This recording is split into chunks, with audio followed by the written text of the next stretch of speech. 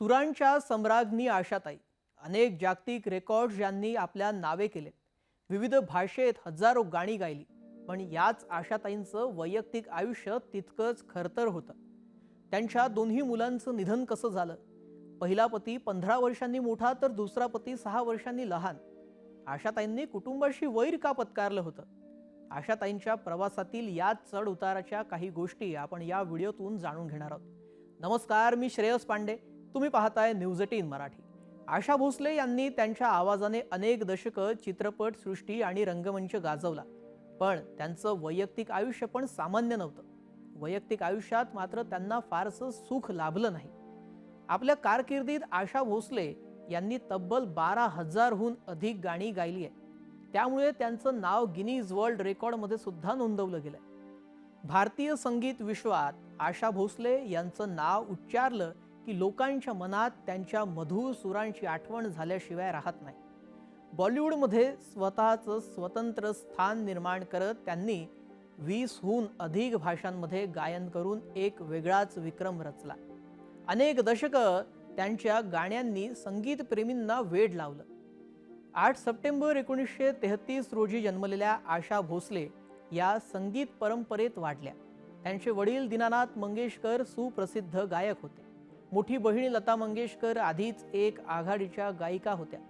तरीही आशाताईंनी स्वतःचा स्वतंत्र मार्ग निवडला। त्यांनी आवाजात वेगळेपणा आणला आणि विविध प्रकारचं संगीत शिकायला सुरुवात केली। प्रारंभीचा प्रवास सोपा नव्हता। आज आपल्या आवाजामुळे लाखो लोकांच्या गळ्यातील ताईत बनलेल्या आशाताई अशा अनेक प्रसंगातून गेल्या आहेत, ज्याचा आजची पिढी विचारही करू शकत नाही। गाणं, प्रसिद्धी, वैयक्तिक आयुष्य, कुटुंब, डिप्रेशन ते सक्सेसफुल हॉटेल व्यावसायिक असलेल्या आशाताईंचा आजवरचा प्रवास सोपा नव्हता। कुटुंबाची खंबीर साथ त्यांना लाभली। स्वर्गीय लता दीदींसारखी खमकी आणि कोणत्याही परिस्थितीमध्ये त्यांच्या पाठीशी आईप्रमाणे उभी राहणारी बहीण त्यांना मिळाली। पण एक काळ असा होता जेव्हा आशा भोसलेंनी त्यांच्या याच कुटुंबाशी वैर धरलं होतं।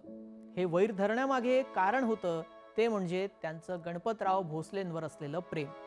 पंचमदा यांच्या बरोबरची आशाताईंची लव्ह स्टोरी कमालीची फिल्मी असली तरीही त्याआधी फार मोठा आणि खळतर असा काळ त्यांच्या आयुष्यात येऊन गेला होता।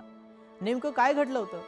तर झालं असं की आशाताईंचे वडील पंडित दीनानाथ मंगेशकर यांच्या निधनानंतर मंगेशकर कुटुंबाची संपूर्ण जबाबदारी लता दीदींनी स्वीकारली होती।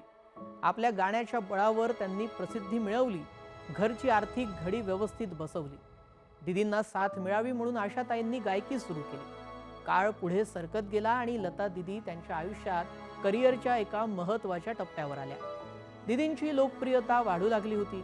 त्यामुळे बाकीच्या जबाबदाऱ्या सांभाळण्यासाठी लता दीदींनी एक पीए ठेवला, ज्याचं नाव होतं गणपतराव भोसले। भोसले दीदींची बाहेरची सगळी कामं पाहायची। अनेकदा ते घरी यायचे। गणपतराव बरोबर आशाताईंची चांगली मैत्री झाली। पुढे प्रेम निर्माण झालं आणि गोष्टी लग्नापर्यंत पोहोचल्या। 16 वर्षांच्या आशाताई आणि 31 वर्षांच्या गणपतरावांच्या प्रेमात पडलेल्या होत्या आणि त्यांचं लग्न लावून देण्यासाठी घरचे तयार नव्हते। दीदींनी देखील आशाताईंना अनेकदा समजावण्याचा प्रयत्न केला। मात्र आशाताई आणि भोसलेंनी निर्णय घेतला आणि घरातून पळून जाऊन लग्न केलं। आशाताईंच्या लग्नानंतर अनेक वर्ष त्यांना मंगेशकर कुटुंबापासून दूर राहावं लागलं होतं। दोघांनी एकमेकांच्या सहमतीनं लग्न केलं खरं, मात्र हे नातं फार काळ टिकू शकलं नाही। एका मुलाखतीत आशाताईंनी म्हटलं होतं की गणपतरावांच्या कुटुंबानं आशाताईंना स्वीकारलं नव्हतं। त्यांना अनेकदा मारण्याचा प्रयत्न केला। अखेर एक दिवस असा आला जेव्हा आशाताई भोसलेंच्या घरातून पळून माहेरी निघून आल्या। पदरात असलेल्या 2 मुलांबरोबर आणि पोटात वाढत असलेल्या एका बाळासह त्यांनी घर सोडलं, ते कायमचंच। वयाच्या 16व्या वर्षी म्हणजेच 1949 साली आशाताईंनी गणपतराव भोसलेंबरोबर लग्न केलं। जवळपास 10 वर्षांच्या संसारानंतर 1960 मध्ये ते वेगळे झाले। गणपतरावांबरोबर घेतलेल्या निर्णयाचा आशाताईंना अनेक वर्ष पश्चाताप सहन करावा लागला होता। त्यानंतर आशांनी महान संगीतकार राहुल देव बर्मन यांच्याशी लग्न केलं। ते त्यांच्यापेक्षा 6 वर्षांनी लहान होते। आर.डी. बर्मन यांचे देखील हे दुसरे लग्न होते। या जोडीने अनेक सुपरहिट गाणी गायली। आणि 1994 मध्ये आर डी बर्मन यांच्या निधनानंतर त्या पुन्हा एकट्या पडल्या. त्यांना 3 मुले होती, हेमंत भोसले, वर्षा भोसले आणि आनंद भोसले. त्यांची कन्या वर्षा भोसले यांनी 2012 मध्ये आत्महत्या केली, तर पुत्र हेमंत भोसले यांचं 2015 मध्ये कर्करोगानं निधन झालं. त्यानंतर पुन्हा आशाताई एकट्या पडल्या. या सर्व दुःखांना त्यांनी संगीताच्या माध्यमातून पचवलं. नव्या पिढीच्या संगीताशी इतक्या सहजपणे जुळवून घेणारी त्या एकमेव गायिका होत्या.